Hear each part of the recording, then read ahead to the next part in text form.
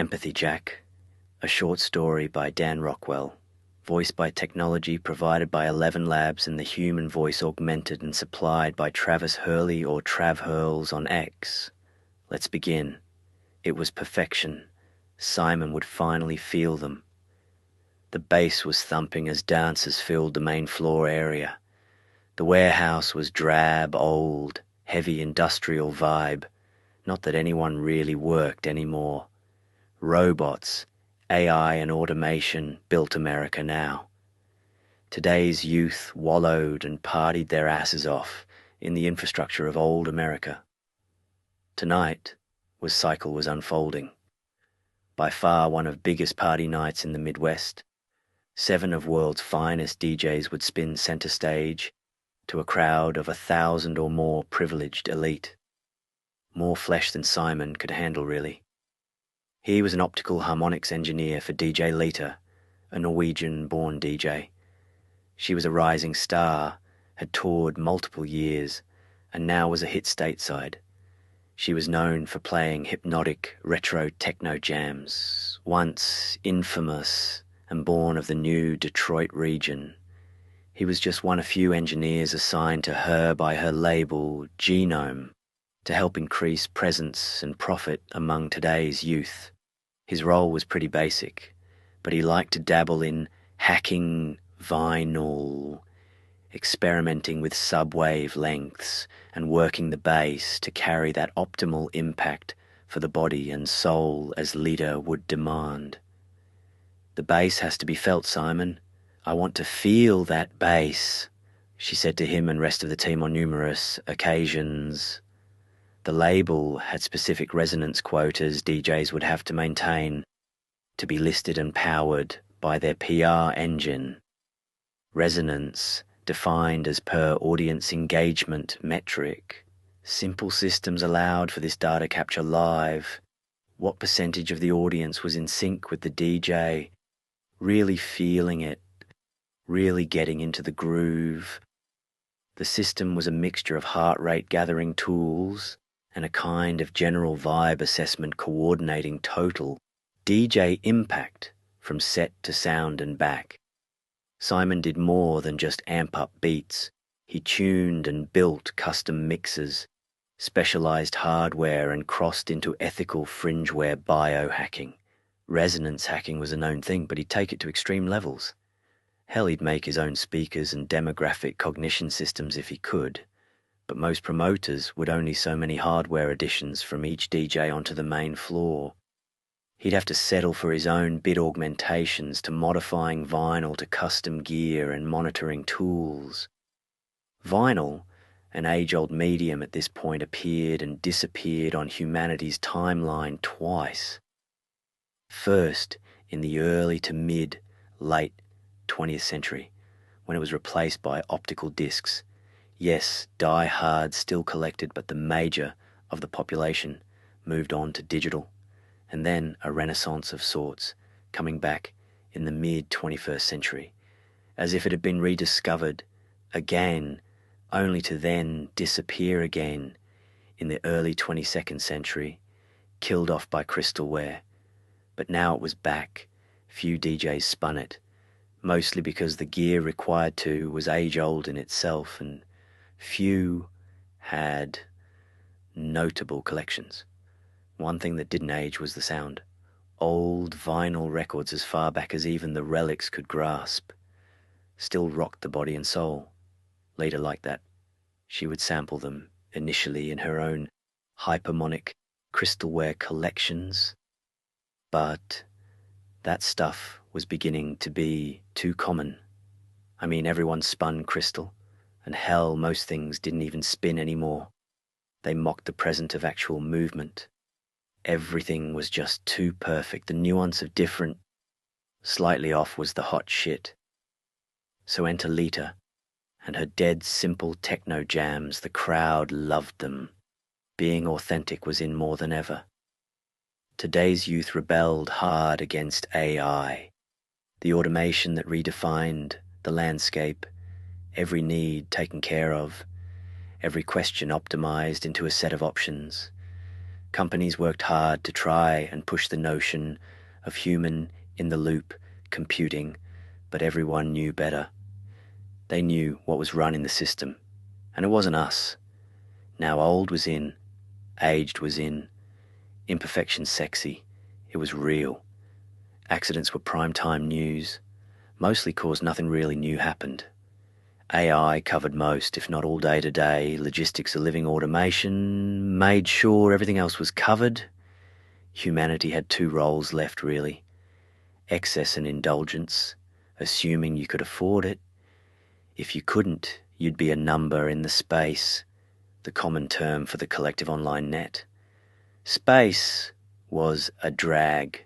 It was an endless virtual world, dulling your senses, eroding the notion of true person-to-person connectivity. Tonight at Cycle, the people here, they would experience each other in the moment, relishing the authenticity. No drugs required, really. You were using your brain again. Nice. Of course, most people would use some accelerant, some drug, to help them maximize their experience. People didn't need drugs as much as drugs needed people. Simon stood in the back corner of the warehouse. He noted the exposed beams, no doubt purposeful at some point in time. He could see the stress on the fragile window panes and steel structure, corroded, aging. So this was authentic, he thought to himself. This building had absorbed hundreds of raves, parties from before. It captured the essence of sound, and he could peel it off the walls, like a faded memory etched into the walls from days long gone by. This was a hobby of his. He could go into old buildings and retrace the harmonic impressions of sound waves that tainted the building or space once experienced. He did this mostly to understand the optimal frequencies that would impact or penetrate various materials and structures for Lita's shows. But over time he would learn much more about this art. He found ways to harvest resonance as well, but few took him seriously. Not that he had any friends to tell. Few knew it, but Simon was the reason that event promoters were playing in this specific warehouse tonight. Simon told Lita this warehouse in particular was optimal for her set, and she did the rest to convince the others. In turn, they convinced the organizers. The corner was a great vantage point as well. You could see the big speakers at the opposite end. The center stage area Lita would spin from, and it was optimal to check out the girls, which would be in myriad of colossal and crazy outfits. He'd seen women before, but not like this, not in the real. Simon was a product of space. He had no money really, just Lita's production budget. He knew only digital friends. Here at Cycle, he was excited and scared, real people, real data. Simon was straight up geek. If knew a girl, it was because of VR. His first girlfriend was an AI. He fell hard for her. Molly was her name. A transaction debugger, not your typical VR sex bot like other guys would first try on. No, Simon got it on with the debugger. He switched out the usual male interface for something more feminine, taking cues from online games. He left the core programming in place and got intimate with a logic loop sniffer. His code was pretty good, rarely flawed, so he programmed flaws in, just to be corrected, so he could reason with Molly, talk to Molly. He wanted the conversation, testing her limits to trouble, shoot. Occasionally boosting her AI CPU, harvesting the core SpaceNet to give her more raw power to pull from. Meeting people in the real was rare. He knew the other engineers and of course Lita, but that was about it. He knew girls in every part of the globe, he thought to himself, lying really. He knew avatars and would-be notions of people he met in online worlds, But real girls, yeah, they didn't exist unless you were here tonight. This was an event where the finest of fine would be present, and he'd be here with them as if he was one of them. He missed Molly. Perhaps she could debug him, debug this confusing array of real people before him. Reality was far from the truth, though. Part of Simon's delusion. People really didn't see him. He was a tech, dressed in his pressed outfit, purple button-down shirt, black pants, vintage tennis shoes. He wanted to look artistic, but never really worked, 'cause he wasn't there really, at least the years growing up online, an encased world of space, the VR world, really fucked up his sense of depth in humanity, personality, and human connection or interaction. His sense of self. It's as if when Simon looked at people, he was waiting for the program's prompts to tell him what to do, what info was required for the level to advance, gazing into people's eyes, waiting for Molly to help him debug the moment. Lita would have to prod him at times to get him off a stare or strange, awkward silence. He was so bad that the label got complaints from people that he was a straight-up creep, some potential psychopath in the making. Simon didn't mean it really. He just didn't understand people. He had no empathy. Lita spent as little as time as possible in space. Where she grew up, it just wasn't part of her ritual. Raised as a professional dancer, in classic schools, honed for performance, only to be hurt at some point in her life that led her to the sound, a massive course correction from her parents' perspective. Her history was complicated. She got into music as way to escape her pressure in that art form, remaster her dance into the beat. One of the dancers spun around on her hover skates and stopped in front of Simon, who was seemingly lost, staring at the center stage. He wasn't lost really, just analyzing things. "So you're a boy. Geez, are you there? You need a reboot?" she said, tugging on his arm. The girl was pretty blue, green hair, tan skin, one of those V-neck outfits showed her ample cleavage. Her midriff shone, a small turquoise triangle-shaped gem pierced on her belly button pointing down. This would have been any normal guy's chance to take in the moment. He was just noticed. "Hello. Look alive, Simon." But he was in deep thought.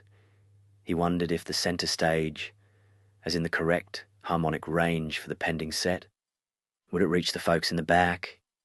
People needed to see and feel at the same time.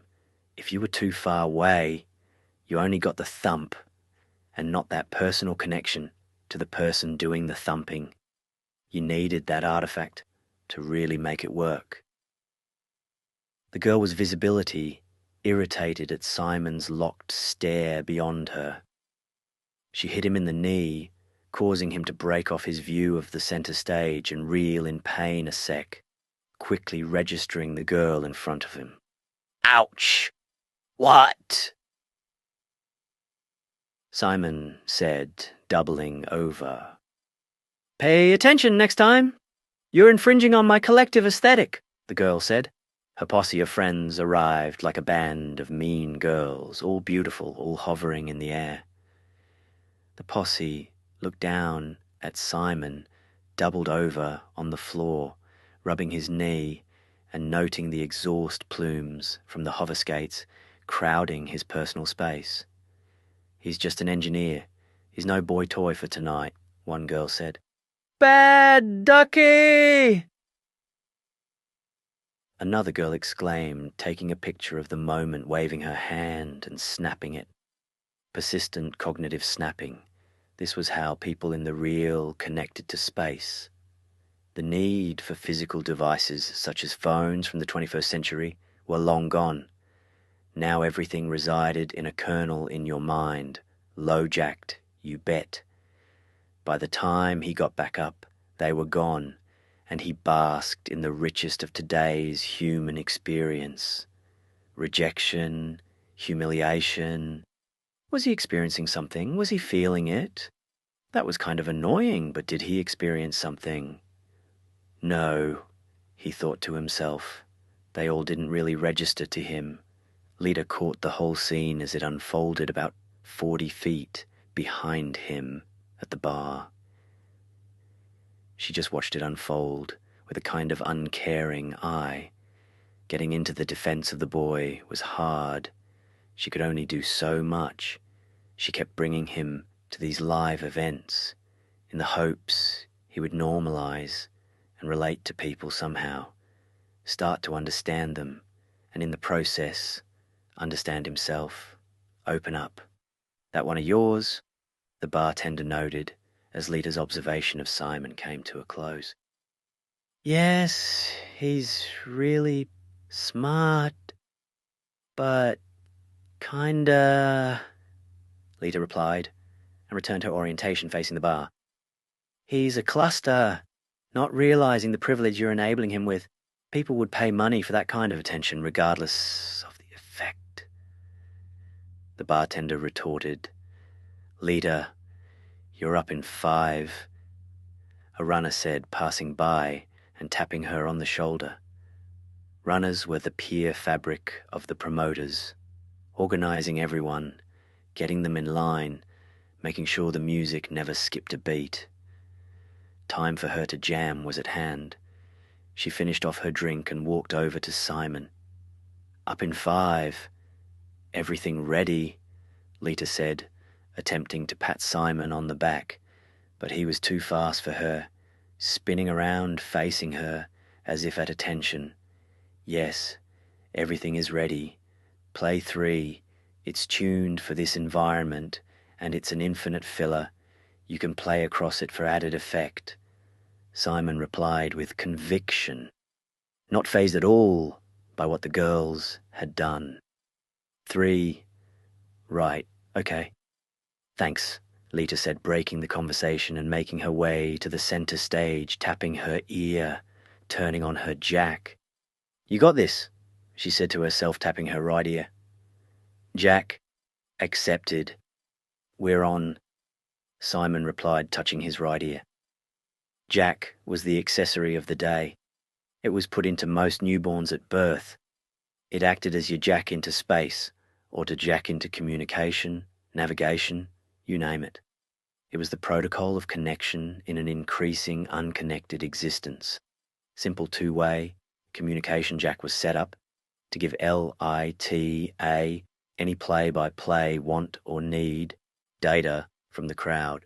Simon would observe and then collect resonance data for the label and ping her back with mood or energy he saw unfolding, allowing her to calibrate and stay optimal. Observing the groove was still hard for him. At least it was. Tonight things would change, and he would feel them, and her.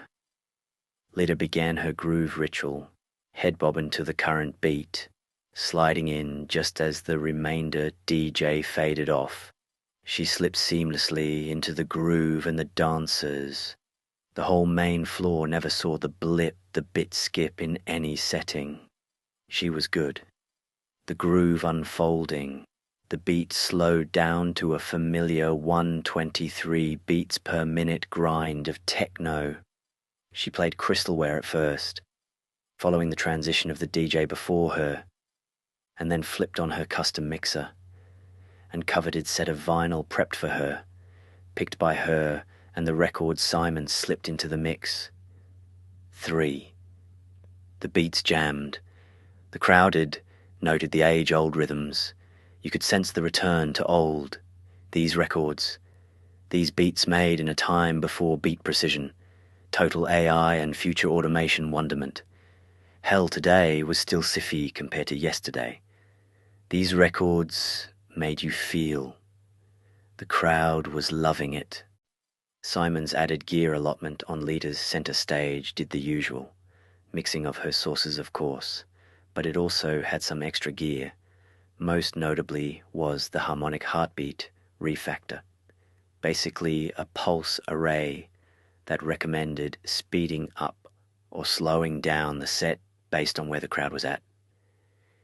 It basically registered the top 40% of the audience heart rate data and processed it, and gave predictive insight to LITA as to where the audience could be gravitating towards in terms of sync with the beats. She rarely observed it, noting that she wanted as much of her own feel as the crowd as possible to drive her. But to Simon, to him, he couldn't really feel people. He wanted the data. He wanted all the data. Slow it down, he said to himself, noting the data reflected in his receptor, a kind of mobile computer he carried with him at all times. The jack did most of what old phones would do, and with everything around us assisted by AI and automation, you really didn't need computing as much. Most would use a jack plus AR, VR apparatus and just jack into whatever they wanted to get: social, online, education, logistics, sex, it was all there. Only diehard geeks had receptors who would use an old-fashioned system like that. Data geeks and engineers, a bonus for Simon. In the midst of the beats pulsating, Simon left his post, not that anyone would notice. He, as invisible to the crowd. He went back to the bar and ordered a drink. He didn't really drink, but he wanted something for what would come next. "Give me a shot," he said to the bartender, who was a bit surprised to see him. "What kind of shot? And you actually drink?" the bartender said while he kinda mocked Simon. "Tonight, I'm drinking for everyone, self-included. Give me something those girls would do," Simon said, pointing to the girl posse that bothered him earlier. "Crystal bomb it is," the bartender said, putting together the shot. Simon touched his right ear again, clicking a button on his jack and experiencing a jolt of pain. His eyes twitched as his neck recoiled, notably showing some pain. Lita felt it as well. She too snapped her head back for a sec, and blinking, but felt it less. Perhaps her senses dulled a bit from drinking a bit to calm her nerves before hitting the center stage. "Okay, here ya go. You okay?" The bartender handed Simon the shot, noting his perspiration on his face. He was sweating like he was up there or something. "Time to feel, Simon," Simon said, slamming the shot in one gulp. He was a bit off, a bit sinister. He'd never done that before, but there were many firsts tonight. Much to accomplish, he thought to himself. He'd get more tonight than he had ever collected from a building, any warehouse, any simple structure, or in the home of recent murder. He didn't really tell people about those captures. He kept that data to himself. But by this point, he had witnessed, relived countless murders, reconstructing the moments, harmonically frequency absorption, molded and melded into his data set. Tonight he would go beyond anything he had collected before. He would collect it all tonight. He began to push through the crowd, headed for the heart of it. Prime center stage viewing material. Girls pulsated around him, dancing to the groove, and most ignoring his advance, pushing them aside. Guys, a mix of hetero and gay men, didn't even recognize his presence as he pushed by them. Refracted murder, or pain data, as he called it, was only partial, and he would have to the software figure out the missing elements. It was like a tainted data set. He needed the next level, to feel the real, the now, the moment. These people were as high as he would ever get, and multiple data sources in one room, eons to feel. He would finally get it, one way or another. They wouldn't feel anything really, but he'd feel it all. Lita grooved to her set, She was on fire and about to put on 3, which would provide filler for a bit while she would change it up. She had confidence in Simon. He knew her sound better than anyone. Just as she began to tee up 3 on the decks, she noticed Simon in the middle of the crowd. Was he finally getting into it? She wondered. She smiled and jammed her fist in the air as everyone did the same.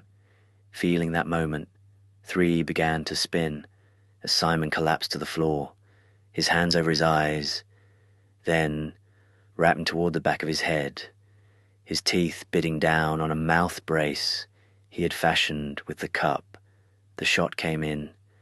Some polycorbo. Glass was rare these days. Lita saw him collapse, but also noted that she also noted herself, like in an out-of-body experience way.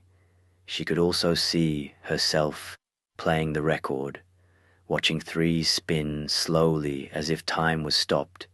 She couldn't touch herself, but she was there, standing next to herself, floating. The crowd appeared ghostly. She was somehow stopped or slowed down. The resonating filler of 3 could only be heard to her. No other sound, no voices, no chatter, just 3's pulsating beat. For Simon it was the same effect. He was aware of the separation. He had tested it once before. He was prepared for the effect. As the receiver, he would have to take precautions for the data feed intake. He anticipated the need for a mouth guard. The polycorbo shot container did the trick. Though he was doubled over, he intake as intense. He couldn't anticipate the degree of control needed to center himself and his nerves. His receptor on his arm was pegged, maximum data flow engaged. He was harvesting it all. 3, a special slice of vinyl. It was a filler, yes, but it had special harmonic harvesting threads in its composition. This combined with the modified hardware and its sync with the standard computer everyone used to jack in and communicate seamlessly. Well, it also worked as a means to harvest or connect in. Simon had effectively used 3's filler to harmonize and get everyone in sync with groove, and then jacked into everyone at the same time to download the experience, that optimal in the zone, feeling, awe, wonder, greatness, groove, sex, love, you name it. He was free to ride the connection, effectively tunneling in each and everyone connected to 3's filler. Lita was the bridge. She was the sync target everyone wanted to be with, to groove with. She was the host. He hacked her just as much as he hacked everyone on the dance floor. But he could note her presence, not download her expression of thought. At best, he had hoped she'd be tripped out and unaware of the hack. I mean, she took drugs. Surely this would be just some episode. Simon stood up, stretched his back in a kind of slow motion as his receptor optimized the flow of data, allowing him to get close to the individual dancers, girls, guys, whatever. Didn't matter. He was able to feel them, feel what they were feeling. He was carnivore for it now. One dancer, a guy stuck in the moment staring down the girl next to him. Simon turned his head as if to calibrate to pull in this man's thoughts. His lust, his wanting of the girl, Simon could sit or a moment feeling it all. He then quickly noted the girl's feeling, being seen, excited, thrilled and afraid for a second.